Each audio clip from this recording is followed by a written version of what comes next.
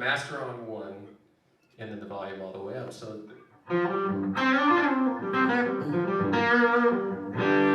never found an amplifier that you could turn the master down to 1 and it still sounded that musical. It's still basically the same sound. It's a lot quieter.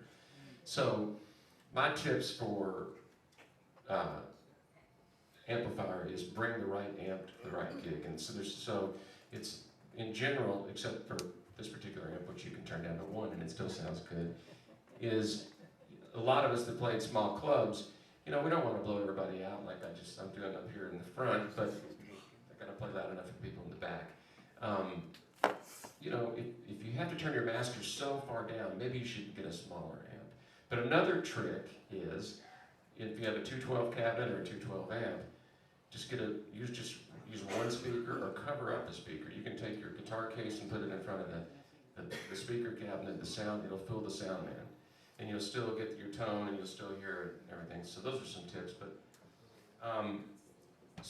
again, I'm kind of amazed with the master on 1.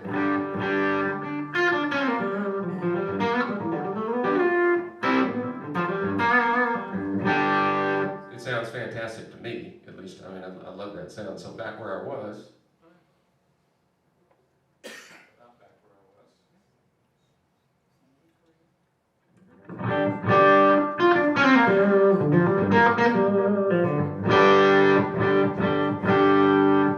It gets a little bit more robust, spine tingling up at that point. So here's my whole philosophy, the way I do it. I've never been able to get double channel amps to really work for me. The clean channel's a little too clean, the dirty channel's a little too dirty. So try to start with this robust thing behind me. It's like a great platform for pedals.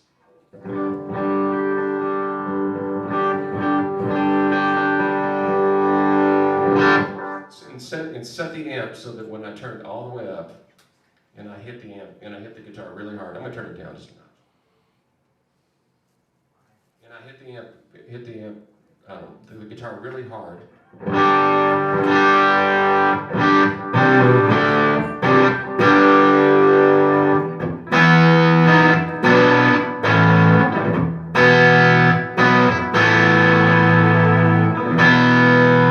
Then I get my crunchy rhythm sound like that. So instead of going to a clean channel, I just turn the guitar down to about 6 or 7.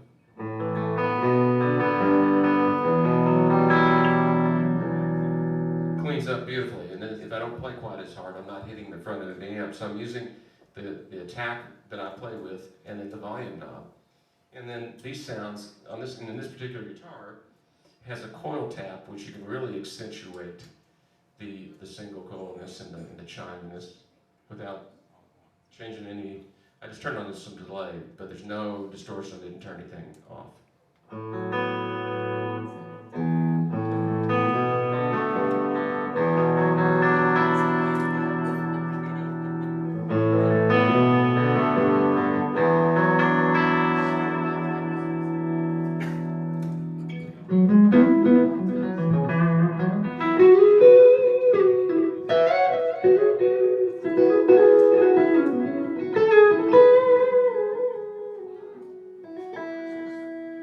Back on humbugging, touching no pedals.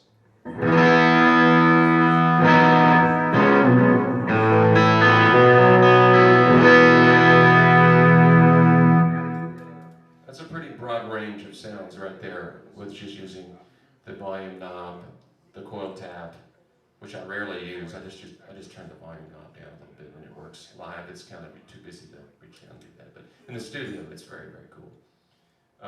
So from there, I have my next 3 channels, or at least my next 2 channels. And the thing that I like the most is that I don't lose this beefy, robust sound that I've got going by having this wonderful amp that I love very much. So from there, I have a clean boost. It's an exotic EP booster. And I get inside of it, and there's little dip switches, and I put it to the vintage setting so that you're not adding top end, because I don't want to add top end when I'm taking solos. That's just me. I'm allergic to the porpoise sound that Paul was making earlier. So here's the sound. I add in the EP booster.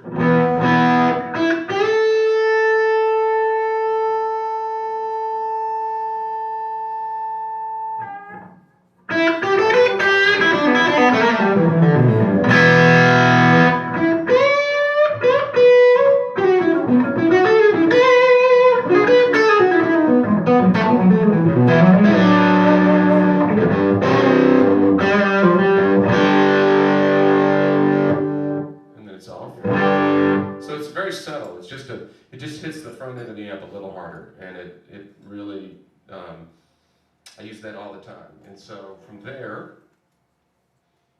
I'm going to skip my middle pedal because I just added it. But the first pedal in my chain is called a Psionic Audio Telos pedal, and it is a distortion pedal that sort of sucks out some bottom end and really focuses the mids like a tube screamer does, and it's cool for it was my only overdrive pedal until about a month ago, and I'll show you how it sounds.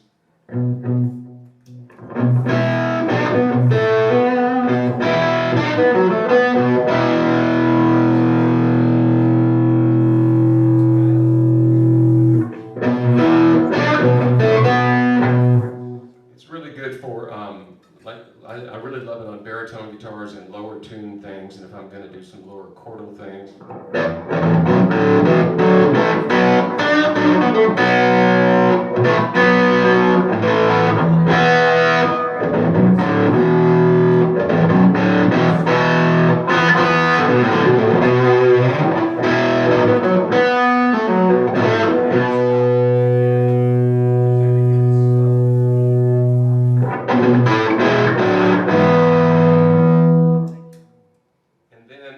The middle pedal I have sort of bridges the gap between the two, and I just got this pedal.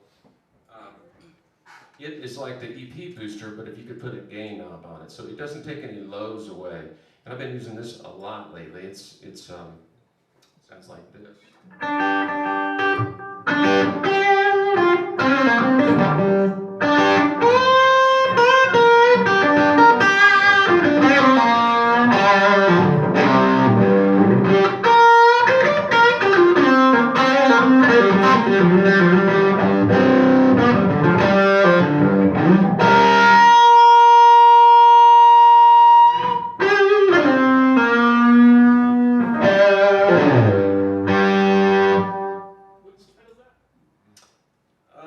That is called the Grissom pedal that just came out that I helped design with Brad at Jetter. He and I talked for a long time about it, and it's sort of, I have my name on that pedal too now. I'm sorry, but it really does bridge the gap between the EP booster and then the more traditional distortion that cuts out some low end. So that's a couple extra channels there for you. And like if you think of it, instead of a channel switching amp, this is how I think about it, is I add in different gain stages. So the final frontier is if I turn on the EP booster and the Telos or the other one, it doesn't matter which one, but I'll do the Telos now. And it's kind of a subtle thing.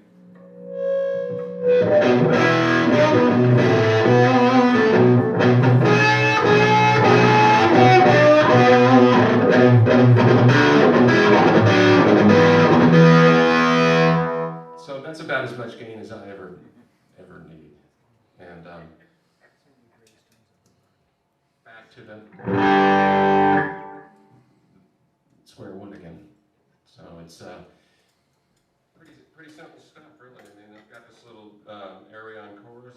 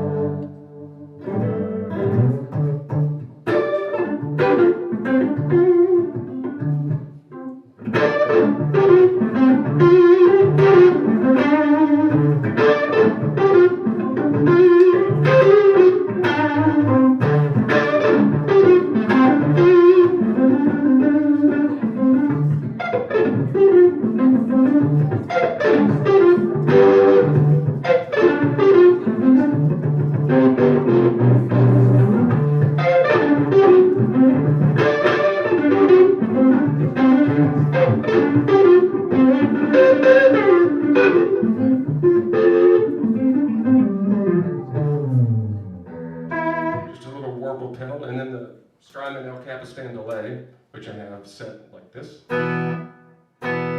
Just a little bit of delay, and then this preset pedal, which lets me, the preset, you can dial in a sound and it calls it back up, and what I have is this sort of longer with modulation on it.